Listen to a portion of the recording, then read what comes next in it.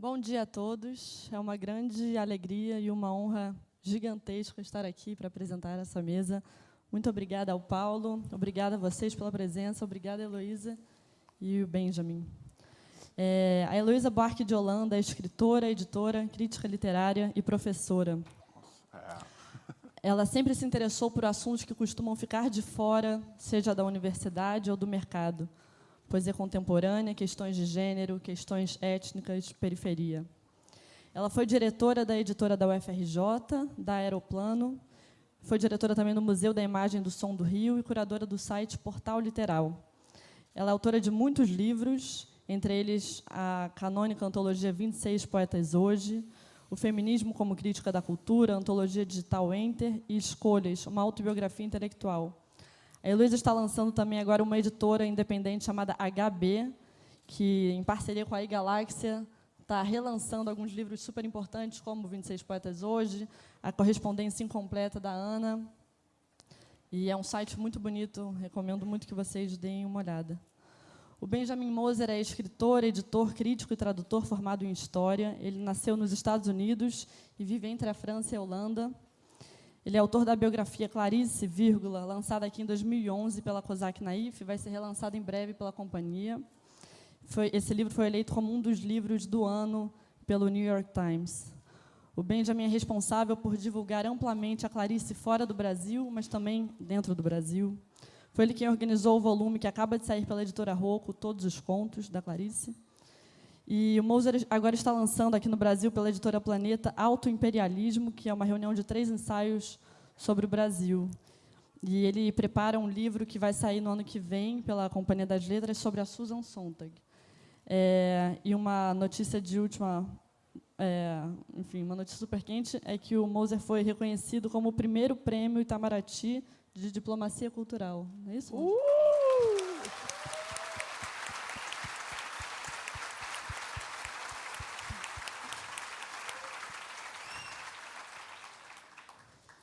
Bom, é muito provável que a Ana Cristina César não tivesse virado a Ana C. se não fosse pela Heloísa. Apesar da Ana já ter aparecido no jornal bem criança, escrevendo ali os primeiros versos, foi a Heloísa quem se deu conta de que estava diante de uma grande escritora e publicou a Ana pela primeira vez, em 76, na antologia 26 Poetas Hoje.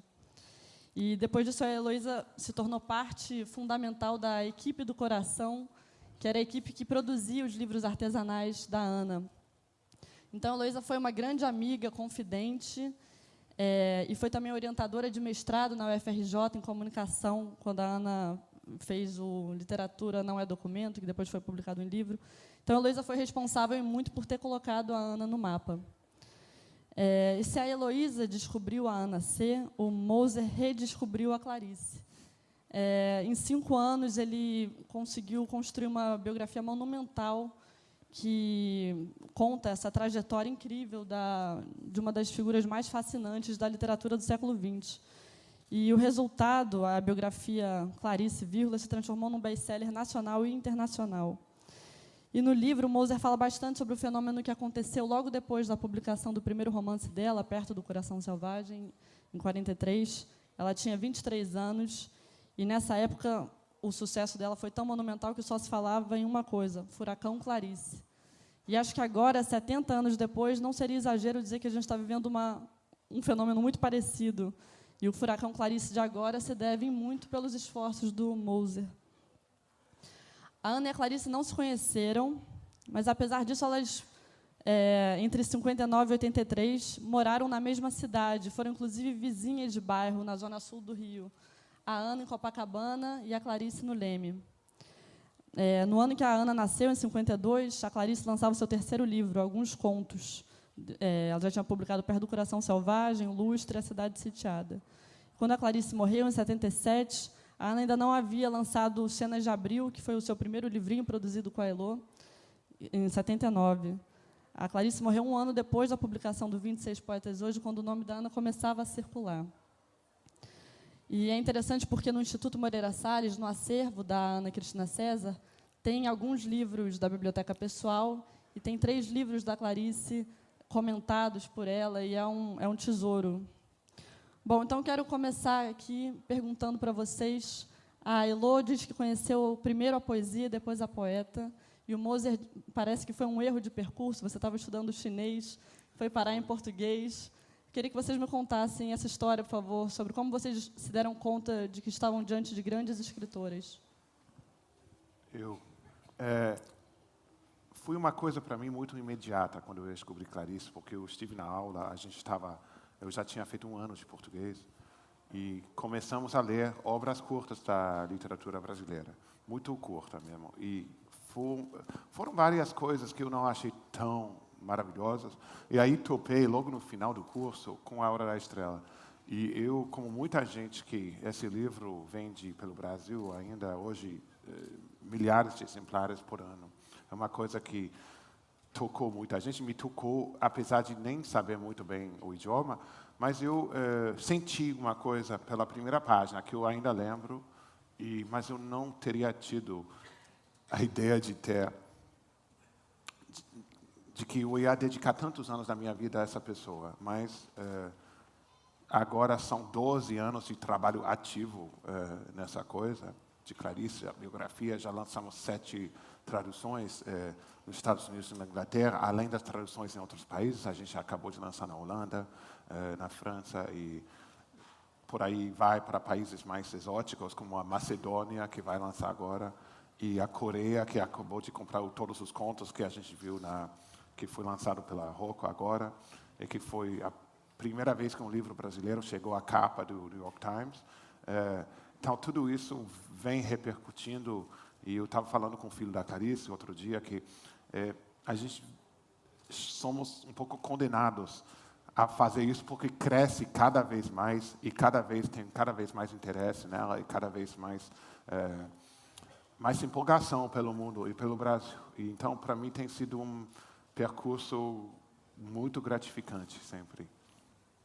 Bom, eu conheci a Ana através da poesia dela. Eu estava fazendo uma antologia que virou uma antologia meio ícone.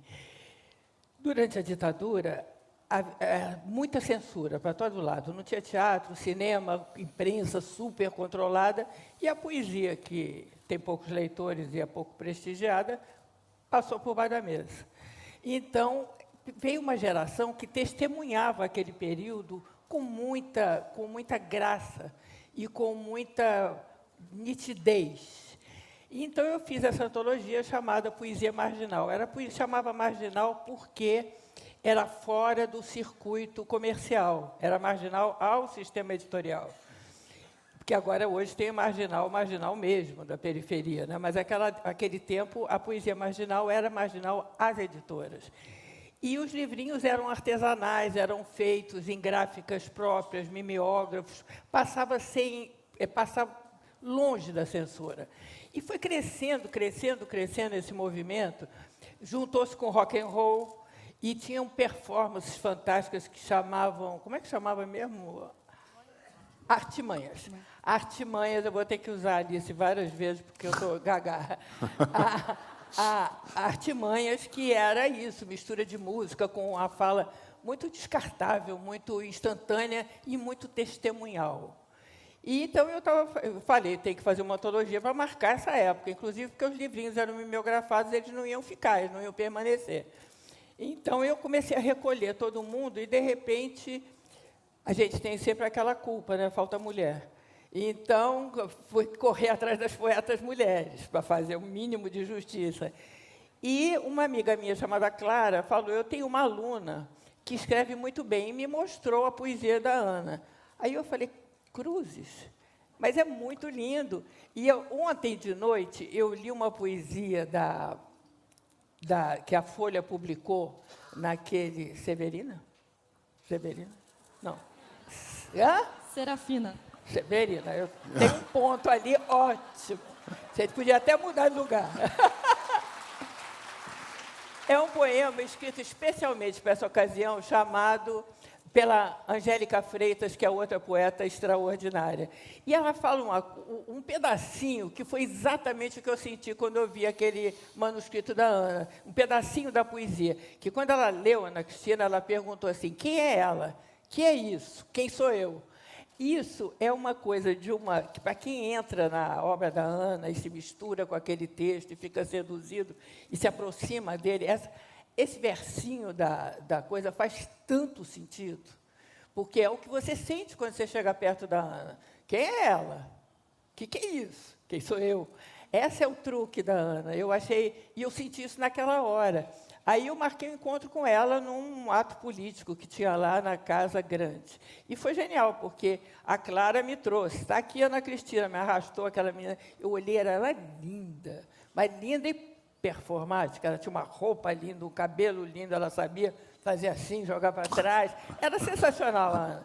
Então, eu vi aquela coisa linda chegando, além daquele texto fantástico, e queria falar com ela. E ela disse, muito prazer, ficou vermelha, feito um tomate, e sumiu. E eu não pude falar com ela, não sei o que foi, deu-lhe um faniquito. Aí eu fui encontrar ela depois, bastante tempo depois, e aí foi definitivo. A gente se juntou e não se separou mais. E eu fui uma espécie de madrasta da Ana Cristina, assim como atualmente. Ela é minha também. Só. Hoje, ela me adotou. É. Então eu tenho... Minha maternidade é inesgotável. Mas com a Ana foi mais ou menos assim. Agora, o que eu fiz com a Ana é o contrário do que o Benjamin fez com a Clarice. Eu fiz livrinho em casa, costurado, mimeografado, e a gente fazia as capas juntas, as capas eram umas delícias. E, inclusive, é engraçado, porque eu me lembro que o primeiro livro dela, Cenas de Abril, a gente fez junto.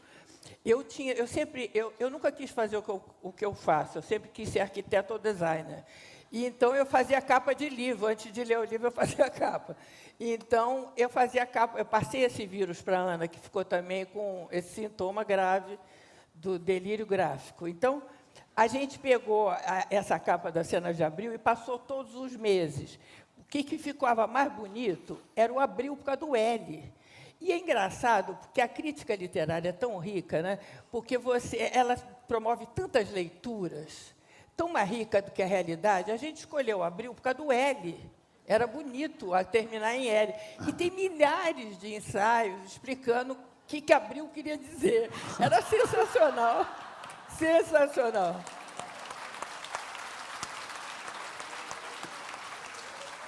Continua ou não?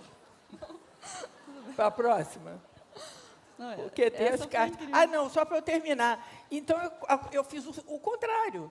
Eu botei uma Ana privada, sem repercussão, no meio de um grupo que não era muito dela, que era o marginal. Talvez o que eu tenha feito com a Ana foi ter colocado ela no contexto político e geracional da época, que talvez ela nem coubesse tanto, porque ela marcava uma diferença. Mas aí ela apareceu e ela sintonizava muito com aquela geração. E então, o que eu fiz da Ana foi ficar brincando de fazer livrinho com ela em casa, as duas, o L do Abril e outras bobagens, que eram importantíssimos na época. Cenas de Abril tem uma capa de cada cor, a gente saía comprando papelaria, era uma obsessão. Era muito bom. E é por isso que ela fala várias vezes, eu quero fazer o livro antes do texto, porque a gente entrou nessa piração.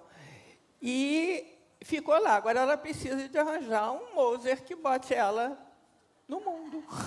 Porque, coitadinha, a Flip já está fazendo isso, né? Mas está precisando de uma mão mais forte, porque eu brinquei de casinha com ela. Né?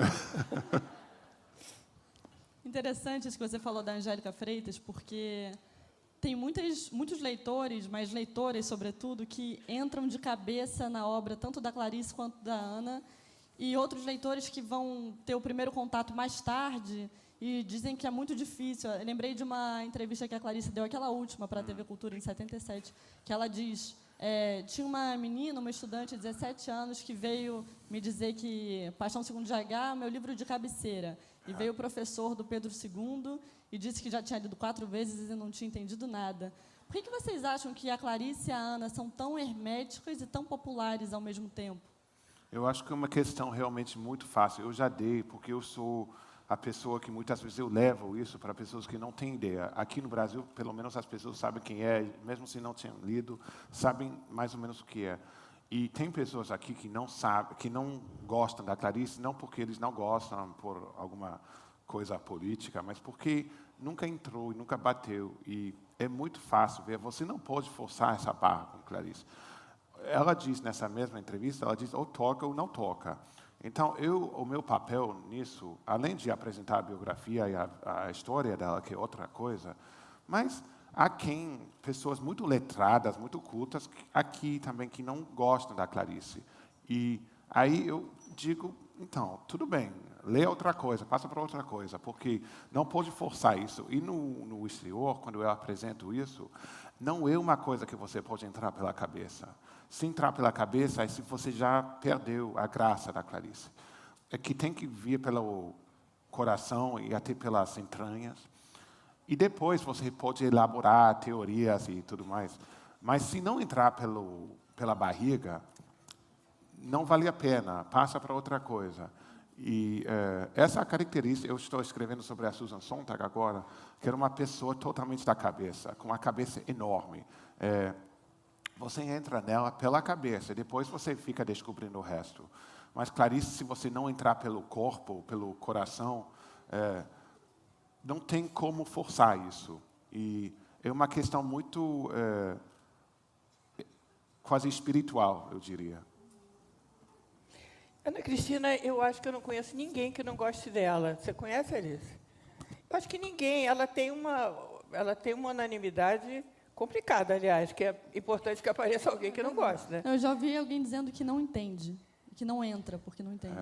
É a mesma coisa, talvez. Eu acho que a Ana, ela tem uma coisa que ela chega muito perto. A coisa dela é íntima, é uma conversa íntima com você, e você cai nessa cilada, porque não é com você, nem é íntima. É totalmente retórica aquela intimidade.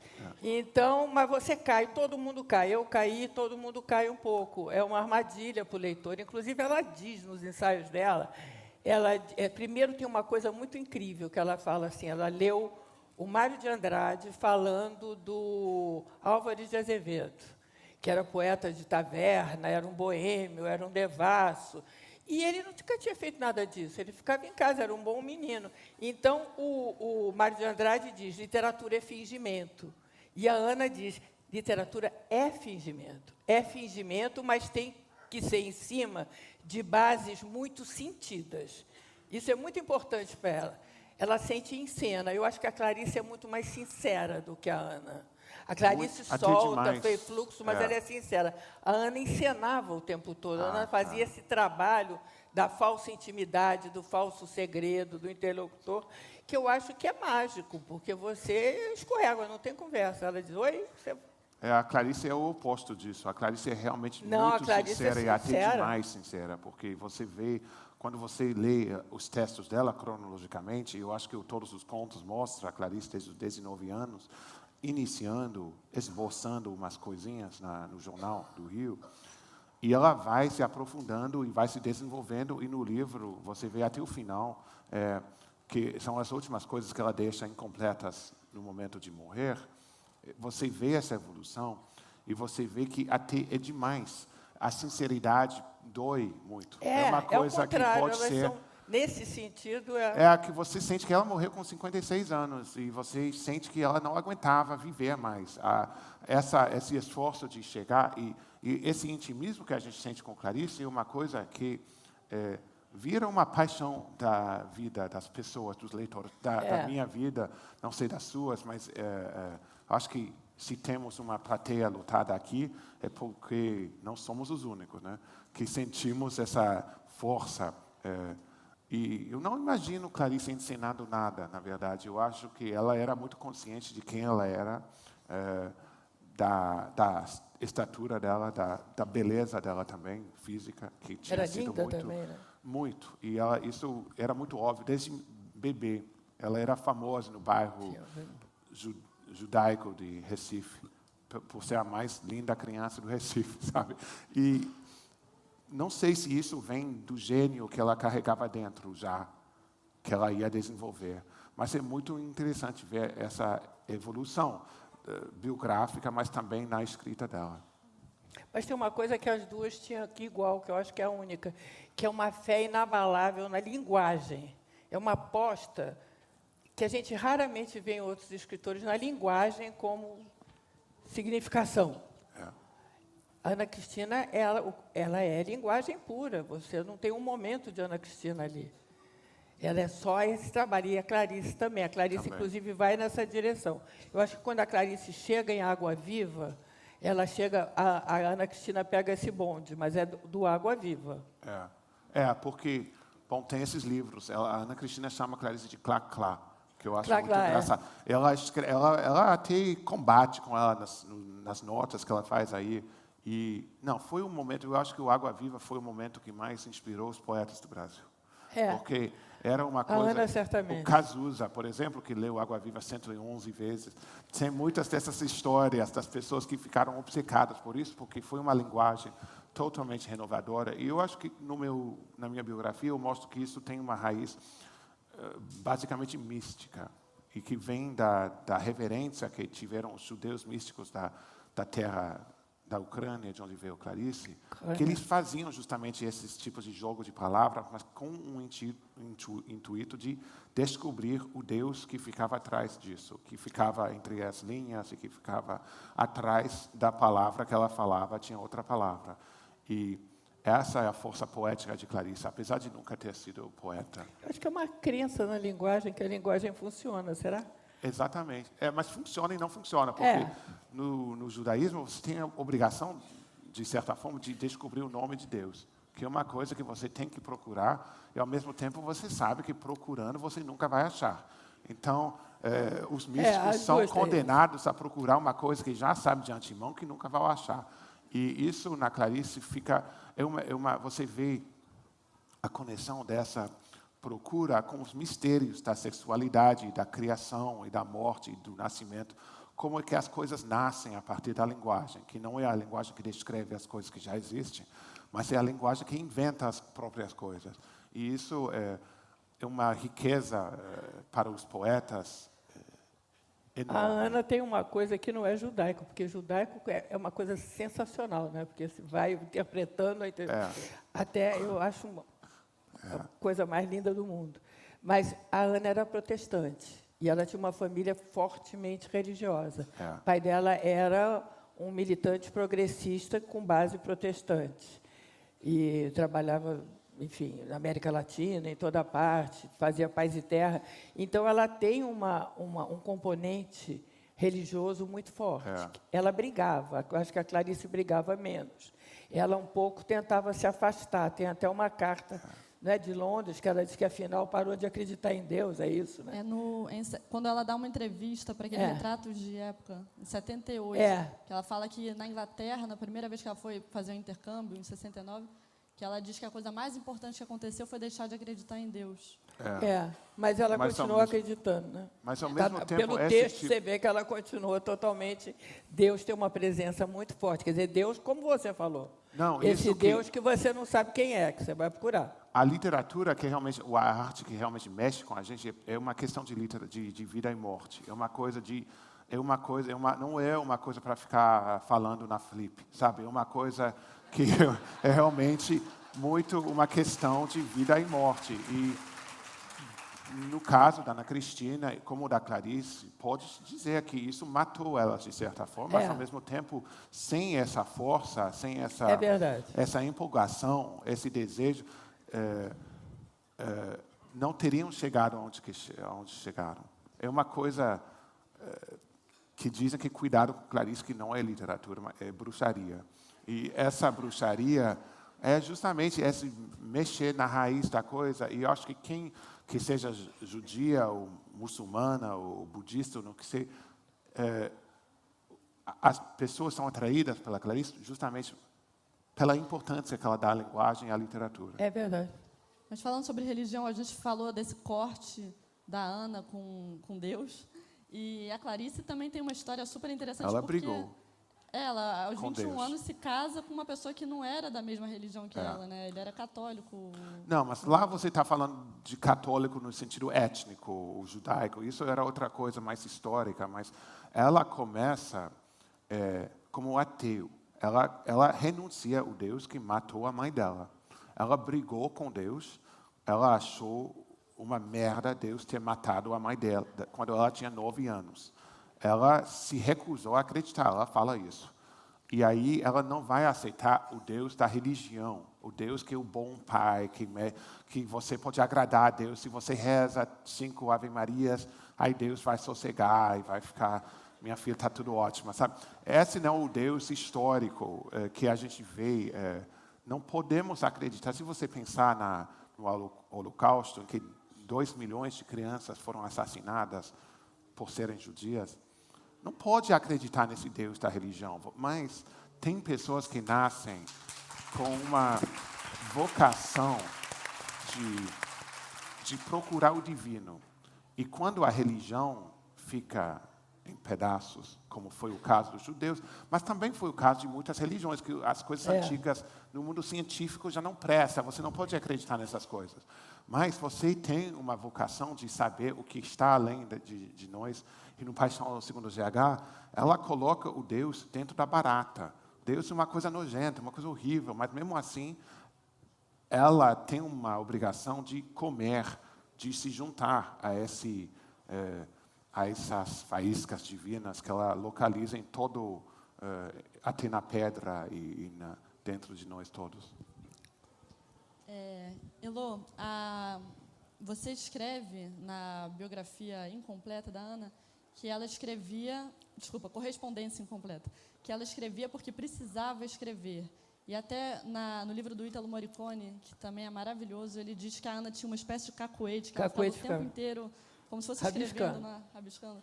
E a Clarice tem essa questão de escrever para se salvar, para se libertar. Também tinha. Como é que é essa chave de escrever para se libertar de alguma coisa? Se libertar de quê? Você não se liberta. Ela diz, arte é uma linha muito linda de Água e Viva. Ela diz, arte não é liberdade, é libertação. E isso é uma coisa obsessiva. Eu sinto isso cada vez mais como escritor.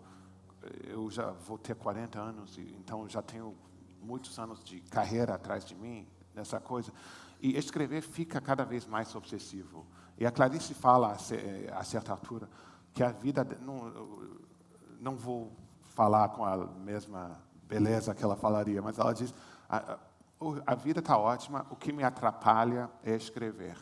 E isso, eu acho que qualquer escritor entende essa coisa obsessiva, que a gente acha legal no início, é interessante fazer essas experiências, e aí fica cada vez mais perigosa. E talvez, não sei, com a Ana, se fosse com isso. Com a Ana, eu acho que ela tinha... a coisa era bem obsessiva. Ela escrevia sem parar. E revia, e revia. Quem for ver o acervo vai ver quantas revisões e quantas dúvidas, né? Mas ela tinha essa coisa que parece que vem da infância, desde criança que ela escrevia, tinha esse cacuete, né?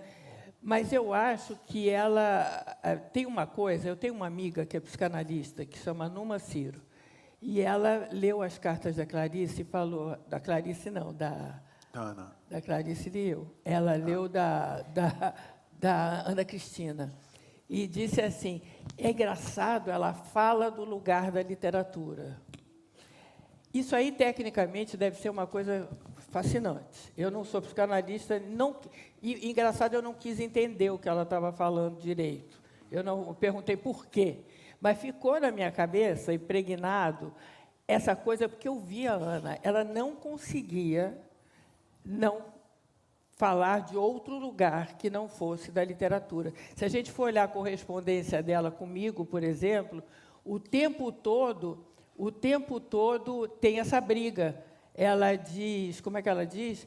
Você reclama porque eu não escrevo, eu só faço literatura, você quer saber, mas eu não posso deixar de fazer. Ela tem essa coisa, é um lugar que ela escolheu e ela não abria mão. A roupa dela era literária, ela se fantasiava, ela significava o tempo todo, era isso que eu queria dizer, ela não conseguia parar de significar, relaxar.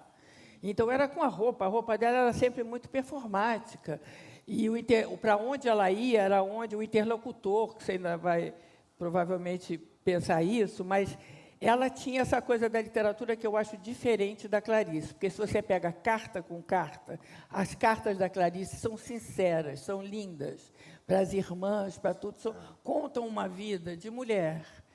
Enquanto que a Ana não. A Ana, ela faz literatura, ela imposta uma cena, ela imposta uma opinião. A Clarice ela queria imposta. separar essas coisas. Ela queria, ela fazia separava. questão. Eu sou Mas uma eu acho que a dona outra de não casa. conseguia. Eu tenho que perguntar para a psicanalista de novo o que ela quis dizer quando falou que ela falava do lugar. Parece que psicanaliticamente isso faz sentido. Eu não sei qual é o sentido, mas parece que faz. Ela falava desse lugar e só deste lugar, o que é aflitivo também, porque a convivência com a Ana era uma convivência ansiosa. Ela pedia muito e você tinha que acompanhar uma vibe que não era sua, mas você tinha que acompanhar. Ela demandava muito, ela era muito forte. Mas a Clarice também, ela tinha uma coisa, ela perdeu a mãe quando eu era muito menina, e muitos amigos me contaram que tiveram vontade de protegê-la, porque ela era totalmente desprotegida. E se você olhar os manuscritos dela, eu vi outro dia umas coisas fabulosas da Clarice, que são assim, que ela rabiscava, assim, igual que a Ana Cristina, mas tem o batom dela no papel. Ela estava escrevendo uma coisa que ela... E você vê tudo isso junto, e você vê que era uma coisa constante, uma coisa... mas o impulso de escrever, e até de inventar uma frase bonita, é tudo bem, mas fazer um livro é outro trabalho. É de costurar tudo isso, de botar tudo isso juntos, e isso exigia cada vez mais energia da Clarice. Quando ela se queimou, não sei, vocês devem saber que em 66 ela ficou queimada num incêndio no Leme. E ela tinha 46 anos, linda, famosa, tudo. E ela ficou velha em uma noite. Ela ficou com dificuldade de andar, de escrever, tudo. Ela ficou até fisicamente incapaz de elaborar essas ideias que ela vinha tendo e juntar isso num livro. Mas ela, com a ajuda de uma pessoa, ela conseguiu costurar isso e fazer os últimos livros dela. Mas você vê que era uma coisa até na mão dela que ficou queimada. A dificuldade que ela tinha, mas que ela está superando porque ela tem essa necessidade de expressão que não para. Então. Mas na Ana eu acho que era mais sintoma. Sintoma. Ela não é, ela fazia literatura comendo. Ela Clarice não também, tinha, era totalmente. uma coisa muito de significar além do que ela estava fazendo, ela não relaxava. Era estranho. Que deu uma poesia linda, né? Sim. Nas cartas para você ela fala: Elô, perdoe o excesso de estilo. Pois é, eu pedia, pelo amor de Deus, para. Não adiantava. E Elô, você falou sobre o interlocutor, e para quem que a Ana escrevia? Essa pergunta é sensacional. Ela tinha toda uma teoria, ela estudava muito. Ela era uma menina estudiosa. Não estou dizendo uma mulher estudiosa, ela desde pequena, ela estudava, ela lia os livros, rabiscava, perguntava. E eu me lembro que teve uma época que a gente, às vezes, eu era orientadora dela, às vezes a gente lia muitos textos juntos. E eu me lembro, por exemplo, que a agonia dela era, primeiro, o autor, quem é o autor. Aí a gente lia aquele texto do Foucault, que ela adorava, porque dizia que autor não existia, existia uma função autor. E aí ela dava aquele alívio, porque realmente ela estilhaçava o leitor e falava para alguém que ela queria seek. Ela dizia, está escrito em algum lugar que eu não me lembro. Se você se lembra a mim, meu ponto. Ela escrevia para mobilizar, o verbo era esse, alguém. Então, nas cartas, ela escrevia para mobilizar uma pessoa, era o destinatário, estava mais claro na carta quem era o interlocutor dela. Mas ela fazia literatura, então ela afastava, porque também no ensaio que ela fez no artigo de jornal que ela fez sobre Marilene Felinto, a Marilene tinha muito medo, ela não queria ser íntima na fala dela, então ela disse, eu vou escrever em inglês, para ficar mais distante o meu texto de mim mesma. E a Ana escrevia em português assim, se autotraduzindo. Era muito interessante isso. E esse interlocutor ele ia ficando problemático, porque ele era muito perto. Eu acho que ela tem aquela ensaio dela sobre o Whitman, que é um poema que o Whitman acaba abraçando o leitor, marcou muito, ela repetia isso muito, ela gostava muito dessa descoberta dela no texto do Whitman, que era a possibilidade de você se envolver quase que fisicamente com o leitor. Então, tem essa proximidade, essa intimidade, essa conversa muito íntima, que, às vezes, a gente não quer nem ouvir, porque é muito perto. A mim me incomoda quando chega muito perto de mim. Eu fico meio assustada. Não, é verdade, mas ficar. toda... É para ficar. Mas eu não gosto, mínimo de distância. Mas a Ana, a literatura da Ana se carrega. Eu acho que é por isso que ela tem tantas seguidoras mulheres. Porque, engraçado, ela chamava isso de feminino. A intimidade é uma coisa feminina, discriminava os homens, né? Um pouco, né? Bastante. Eu acho. Pois é, estou sabendo. Mas a intimidade, ela definia como o feminino. E ela investia nessa intimidade de uma forma muito radical, que pega o leitor. O leitor diz, pô, ele está escrevendo para mim, eu estou vendo. É o poeminha poeminha não, é um poema enorme da Angélica Freitas, e muito bonito, que está no Serafina. É um pedacinho, que é quem é ela, que é isso que sou eu, porque o eu e o... Você quer ler o poema, Lu? Não, é muito grande. Posso falar uma coisa sobre isso? Quando eu chego ao Rio, sempre que eu chego ao Rio de Janeiro, a primeira coisa que eu faço no dia seguinte, eu vou na Clarice, na tumba dela. É uma tradição, pessoal. Eu boto uma pedra na lápide da Clarice, que é uma tradição que os judeus fazemos isso. Em vez de flores, botamos pedras. E lá na lápide Clarice está escrito uma frase do Paixão Segundo GH.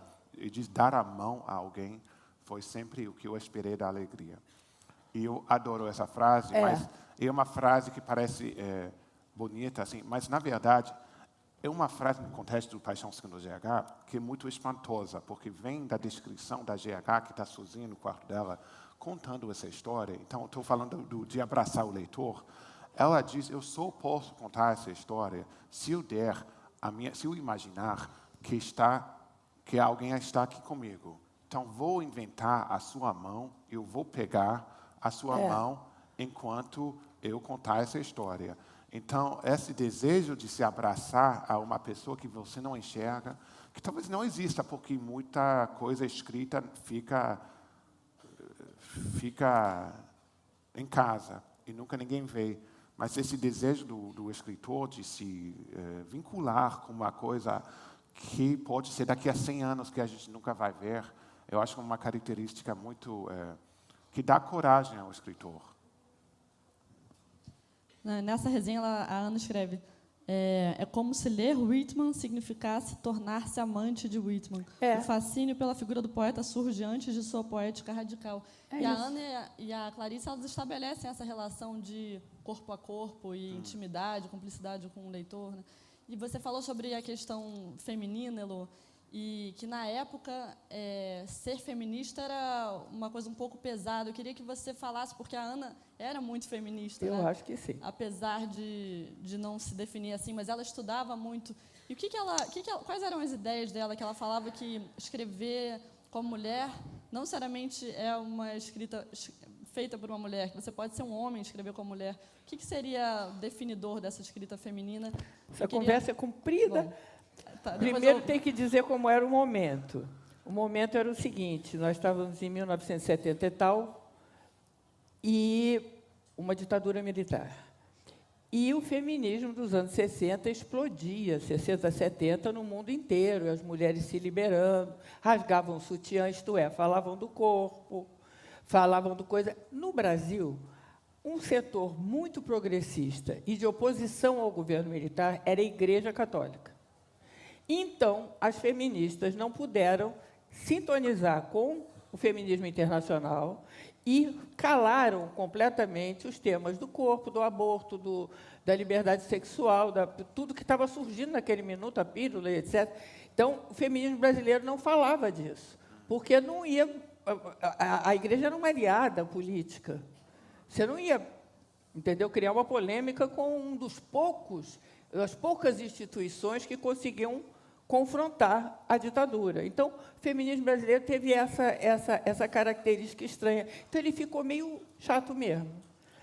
Eu era feminista, eu sou feminista, mas, naquele tempo, era um ativismo um pouco fora de época. porque o da época não pôde vir para o Brasil. Então, tinha esse feminismo. Agora, começava-se a ter os GTs de estudo sobre mulher, que eu fazia parte.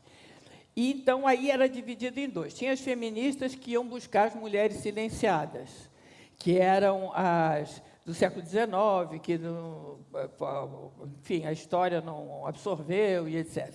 Então, eram as mulheres silenciadas. Do outro lado, tinham aquelas lacanianas, muito herdeiras da Cissou, que lia o feminino de uma outra forma, de origem muito psicanalítica e etc. Então, você tinha uma divisão radical entre esses dois grupos, que em todos os congressos, seminários, encontros, era um confronto de tapa para lá e tapa para cá. Era realmente os psicanalistas e os ativistas. Então, era complicado. Isso tudo por conta da Cissou, que ela que introduziu isso no Brasil, né? Essa leitura de Clarice lacaniana.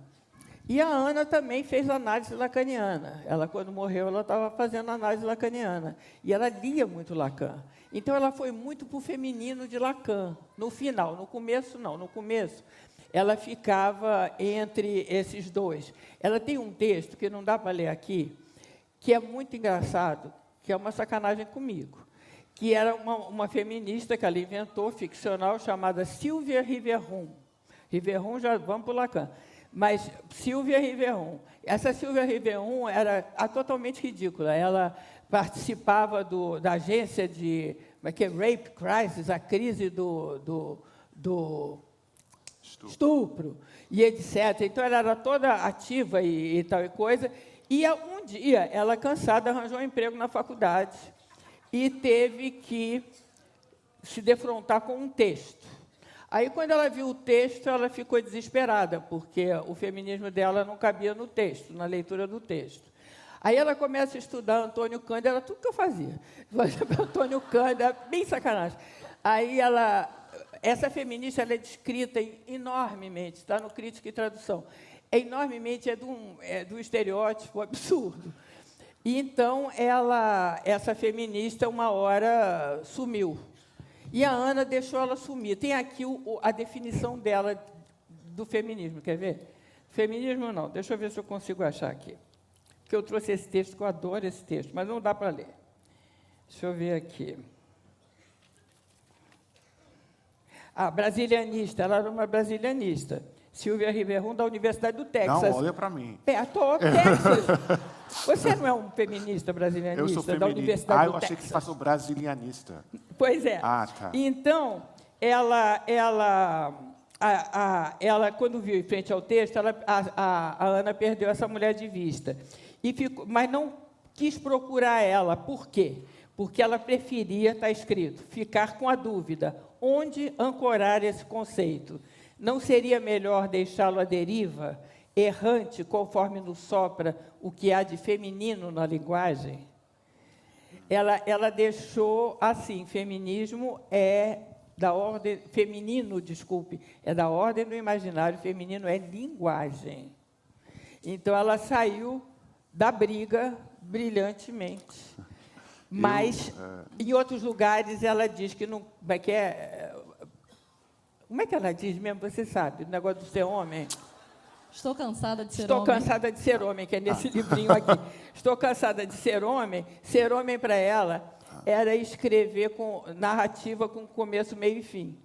Essa era a definição de homem dela, entendeu? Então, ela escrevia narrativa sem princípio, meio e fim. Então, isso seria uma definição do Água Viva, por exemplo. Mas não sei se vocês... Certamente. Eu acho que está no livrinho que eles distribuíram aqui, está a introdução de todos os contos de Clarice, em que eu falo muito da questão feminista na Clarice. E vocês sabem, eu sou fã número 1 da Clarice. Eu já fiz muitos anos de trabalho com ela e já escrevi muito para ela. E muitas vezes, quando eu tenho que fazer mais uma introdução, eu fico um pouco cansado de mais uma coisa. Tá? Mas aí eu tive que fazer uma introdução a todos os contos. Eu descobri uma coisa fantástica, que até agora ninguém me desmentiu. Então, alguém pode ficar à vontade se não for verdade.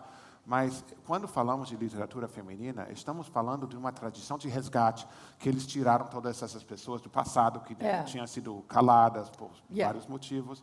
E isso faz parte do feminismo dos anos 60, 70.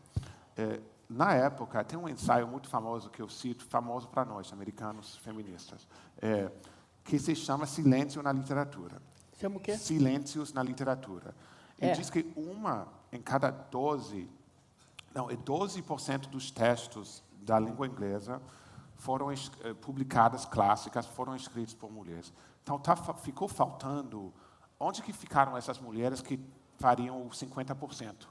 Porque essa gente existia, mas onde que ficou? E isso era de 1961, e naquela mesma época, a Clarice tinha voltado para o Brasil e os Estados Unidos. Esse livro, Todos os Contos, é a primeira vez na história, em qualquer país, não sei se você concorda, mas eu fiz muita pesquisa em vários países, é a primeira vez que uma mulher escreve ao longo da vida. Então, começa como os homens começam na adolescência e vai até o final. E não fica calada pelo matrimônio, pelos filhos, ou pela indiferença que ninguém se importa com o que você fala, porque você... Tem Raquel de Queiroz aqui, ó. Não, mas ela não... É um exemplo interessante, mas ela justamente se cala. Tem muitos anos em que a Raquel não escreve. E a Clarice escreve não só durante toda a vida dela, mas ela descreve todas as fases da vida de uma mulher, desde a infância até a velhinha. E todas essas coisas, tem uma velhinha de 81 anos, é um exemplo um pouco tosco, mas eu vou dar. Tem uma velhinha de 81 anos que se masturba. Isso fica até chocante, mas você fica pensando que a sexualidade de uma velha nunca foi descrita, jamais. E a gente sabe que as pessoas idosas têm sexualidade como as crianças também têm. Mas é um assunto que ela abriu pela primeira vez. E assim por diante, ela descreveu a vida de uma menina com talento, que está no colégio, ela sabe que ela é inteligente, que ela é bonita, e não sabe como que eu vou viver, o que vai ser de mim. Essa coisa não existia. Hoje em dia, a mulher como escritora, e a mulher como assunto de mulheres escritoras, é tão comum que a gente esquece que isso é uma coisa muito nova. Eu fico muito orgulhoso em poder anunciar para vocês, que está nesse livro aí, mas que a Clarice Lispector é a primeira mulher no mundo que fez isso. Eu nunca descobri outra. Então, é muito próximo da gente. É um trabalho que, às vezes, se pensa que somos modernos, já sabemos que a mulher deve ser igual ao homem, teoreticamente. Bom, tem até quem não acredita nem na teoria, mas pelo menos eu acho que quem está aqui está de acordo com isso. Mas que isso é uma coisa muito nova, é uma coisa que ainda tem... que deve nos empolgar para conhecer mais, para ler mais mulheres, para entender mais a experiência da mulher. Você sabe que me parece que a Ana Cristina é diferente. Ela não conta nunca. A Clarice passou por essas fases e tudo, é maravilhoso. Mas a Ana Cristina, a literatura dela inteira, desde o começo, é a pergunta: o que é a mulher? Ela só faz essa pergunta o tempo todo, o que é o feminino. Ela não conta, ela não tem fatos. É interessante. E tem uma coisa da Clarice que a Ana fala, que ela fala pouco sobre a Clarice. Eu acho isso muito interessante, porque ela fala muito sobre as inglesas. Ela tem a Angela Melin, que era a brasileira mais próxima dela. Ela tem a Emily Dickinson. Ela tem toda uma linhagem feminina. E ela pulou a Clarice por algum motivo. Porque são muito próximas, me parece. As épocas são muito diferentes, mas elas são muito próximas. Eu esqueci o que eu estava dizendo. O que eu estava dizendo? É sobre a questão de o que é uma mulher. O que é uma mulher? Pois é. O que é... Ela fez essa procura. É toda uma literatura de pesquisa dessa coisa, dessa linguagem que significaria uma mulher. É uma coisa de linguagem, ela não fala de mulher. Agora, eu acho ela muito feminista. E eu acho muito engraçado que, se a gente disser, em alguns ambientes, talvez até nesse, que Clarice Lispector e Ana Cristina César são feministas, não, são escritoras. Não, não É que as são. pessoas Porque não feminismo é xingamento, é estranhíssimo. Eu estou fazendo eu estou dando umas palestras aí pelos estados, uma coisa do Centro Cultural Branco do Brasil, que o tema é quem tem medo do feminismo, porque é engraçado, a palavra é maldita, mas quem é que não é a favor dos direitos iguais? É estranho, é que é simples assim. É muito E, simples. de repente, dá um medo. Esse medo é interessante. Não, é o as medo da pessoas acham, palavra. Não, Elo, E Ana eu concordo Cristina não muito. fez outra coisa, a não ser pensar em mulher. E tem uma coisa interessante que você fala, Benjamin, no prefácio a todos os contos. Você diz que quando você lê o Machado, Guimarães Rosa, você se encanta primeiro pela obra e depois você vai buscar o autor por trás da obra. Delas não. Porque com a Clarice e com a Ana, eu acho que as coisas ficam um pouco mais difusas. Você diz que a Clarice, quando você lê a Clarice, ela e a autora, ou quem escreve, Não, é e a as mesma pessoas coisa. sempre ficavam fascinadas pela Clarice, desde o início, porque eu entrevistei muita gente que já morreu há muitos anos, homens com 90 anos, assim, e todo mundo queria conhecer Clarice, até quando ela era menina. Ela era linda e ela era fascinante, e as pessoas queriam chegar mais A próximo minha também dela. era linda, fascinante. E a Sontag também, que eu estou fazendo isso, a diferença é uma pergunta que eu queria colocar uma vez, estudar um pouco, é que porque tem um vínculo entre a beleza física e o gênio artístico. É muito comum gente muito inteligente ser muito bonito. Mas não é uma construção? Eu acho interessante. Você constrói uma beleza. Ah? Você constrói a beleza. Não sei. Sim. É? Sim. Sim. Você é muito bonito, Benjamin. Gostei dela. Dois musos aqui. Não, mas é um vínculo, porque a Sontag também, quando ela não era ninguém, ela era uma menina de uma cidade distante, ela chegou a Nova York e todo mundo, de repente, ficaram fascinados por ela. E a Clarice é a mesma coisa, as pessoas nunca E ela tinha uma esqueceram. beleza mais forte, a Clarice. Exótica, assim. Ela era loira, ela era alta e ela falava esquisito, sabe? Língua presa. Língua presa e tudo isso. As pessoas ficaram... Então, essa conexão é muito interessante. Mas é muito interessante ver que os homens, muitas vezes, têm relutância em assumir que são feministas. Eu acho isso muito louco. Mas pode ser que os homens queiram que não mude nada, mas as mulheres também têm medo de ser feministas. Isso é horrível. Estranho. Mas será que isso não está mudando, Lu? Tá. Está com as garotinhas. As garotinhas estão maravilhosas. Sim, estão mandando ver. Segundo grau, opa. Bom, a gente, infelizmente, falta pouco tempo para acabar, mas a gente tem uma surpresa. Queria pedir, por favor, a produção, que uma pequena surpresa. Eu não posso nem mostrar isso. O livrinho.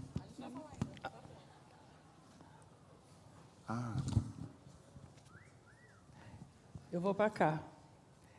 Isso aqui são as cartas dela.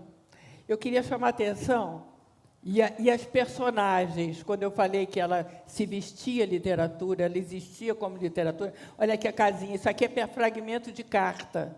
Outra personagem. O corpo dela era literatura. Aqui é uma carta, são as cartas que ela me mandou, que a gente está reeditando. Cheia de colagens, eu queria mostrar a textura. Cada papel, um papel é verdinho, um papel é azulzinho. Tem colagem, olha só, os cartões postais. Era um cuidado, essas cartas não são bem cartas, essas cartas são literatura pura.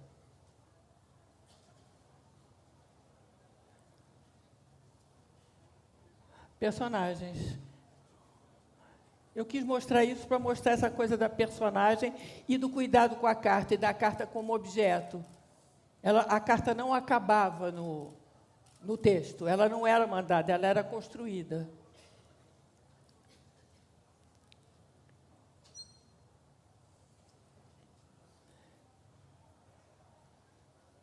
Os papéis.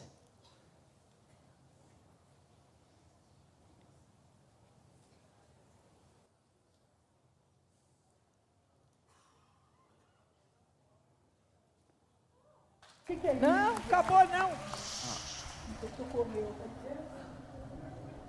Né?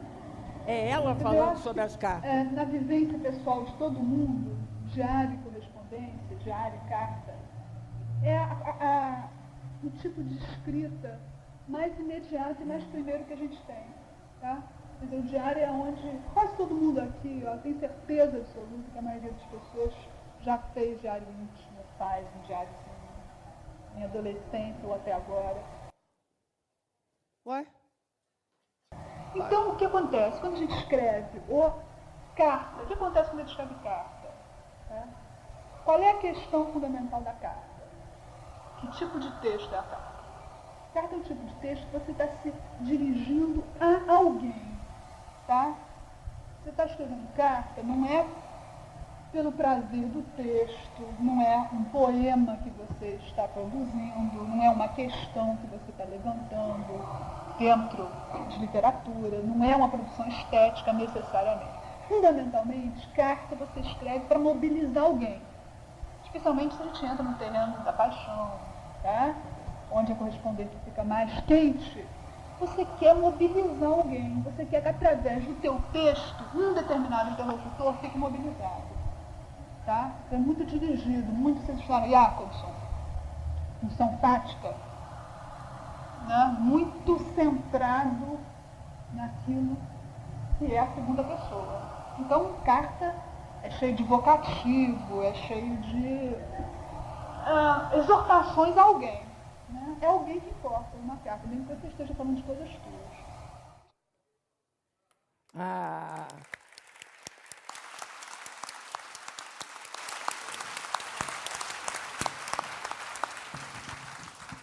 Entre essas muitas coincidências entre a Ana e a Clarice, tem um caderninho da Ana em que ela junta alguns poemas bem criança. Ela escreve: poesias, só leia se estiver com um coração puro e doce. E na apresentação da Paixão segundo GH, a Clarice escreve uma nota prévia, né? Ficaria muito contente se esse livro fosse lido por pessoas de alma já formada. O que seria essa alma já formada ou esse coração puro e doce para elas? É muito engraçado, eu tive com a neta da Clarice outro dia, que é um designer no Rio, a Mariana Valente, que fez uma coisa em Portugal muito linda, que é uma cerâmica que homenageia Paixão Segunda GH. E a Mariana foi para Portugal, para Vista Alegre, para fazer uma experiência de estúdio, de desenhar essa coisa. E ela nunca tinha lido o Paixão Segunda GH, porque ela falou que quando ela pegou pela primeira vez, ela tinha uns 14, 15 anos, ela leu essa advertência que diz a possíveis leitores. E ela leu e começou e ficou bom. Talvez seja bom eu escutar essa advertência e não entrar agora, eu vou entrar depois. Aí ela foi para Portugal para fazer essa coisa, 15 anos depois, e ela ficou assustada com o livro. Ela diz que Clarice tinha razão de advertir as pessoas que você tem que ter sua identidade mais ou menos pronta para enfrentar esse livro, porque senão... Ela diz que ela ficou contente com a adolescente que tinha entendido que já não era o momento para fazer isso, porque não é para todo mundo. E essa questão de literatura como vida ou morte não é brincadeira. E as pessoas costumam achar que a arte fica num plano meio fora da vida comum, da vida diária, mas não fica, pode mexer mesmo com a vida diária e é bom andar com cuidado.